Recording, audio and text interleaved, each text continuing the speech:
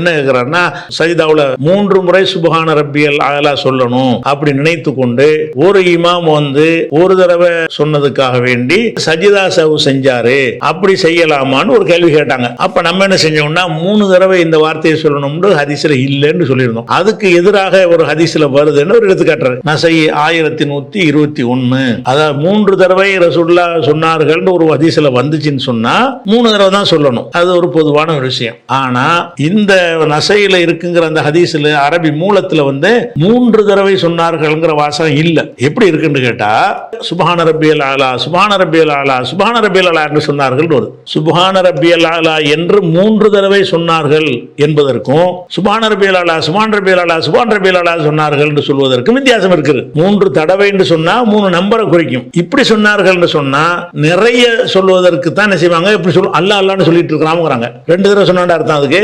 எப்ப பார்த்தாலும் அல்லாஹ் அல்லாஹ்னு சொல்லிட்டு இருக்கிறான்னா என்ன அர்த்தம்? 2 குறிக்காது, அதிகத்தை குறிப்பதற்கு அந்த வாசகத்தை சொல்லுவாங்க. அதே மாதிரி சுப்ஹான ரப்பியல் ஆலா, சுப்ஹான ரப்பியல் ஆலா, சுப்ஹான ரப்பியல் ஆலான்னு சொல்லிட்டு இருந்தாருன்னு சொன்னா 3 தடவை எண்ணி சொன்னாருங்கிற அர்த்தம் அது வராது. இன்னும் சொல்ல போனா இந்த ஹதீஸ்லயே என்ன மாதிரி வருதுன்னு கேட்டா, ரசூலுல்லாஹ் சஜிதா செய்தார்கள், சஜிதாவை ரொம்ப நீண்ட நேரம் செய்தார்கள், சஜிதாவில் கூறிக்கொண்டிருந்தார்கள், சுப்ஹான ரப்பியல் ஆலா, சுப்ஹான ரப்பியல் ஆலா, சுப்ஹான ரப்பியல் ஆலா கூறிக்கொண்டிருந்தார்கள் வந்தா 3 தடவை அர்த்தமா? இது 3 தடவை சொன்னா நீண்ட சஜிதா ஆகுமா? நீண்ட சஜிதா எப்பவும் செய்யற சஜிதா செய்யலங்க, பெரிய அளவுக்கு சஜிதா செஞ்சாங்க.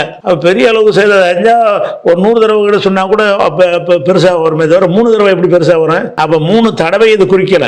அந்த வார்த்தையை அதிகமாக சொன்னார்கள் என்பதற்காக வேண்டி இந்த மாதிரி பயன்படுத்துவது அரபு மொழியில் மட்டுமில்ல, உலகத்தில் உள்ள எல்லா மொழியிலும் இருக்குது. ஏன்டா காசு அலையிறன்னு 2 தடவை சொல்லுவோம். அப்ப 2 தடவை அலைஞ்சான அர்த்தம் கிடையாது. இந்த 2 தடவை 3 தடவை எல்லாம் ஒரு சொல்ல ரிப்பீட் சொல்வது என்பது வேற, 3 தடவை 2 தடவை நம்பரை போட்டு சொல்வது என்பது வேற. அப்ப இங்க என்ன வருதுன்னா, சுப்ஹான ரப்பியல் ஆலா, சுப்ஹான ரப்பியல் ஆலா, சுப்ஹான ரப்பியல் ஆலா கூறிக்கொண்டு இருந்தார்கள், நீண்ட செய்தா செஞ்சார்கள் அப்படின்னு சொன்னா இது 3 தடவைங்கிற அர்த்தத்தை தராது.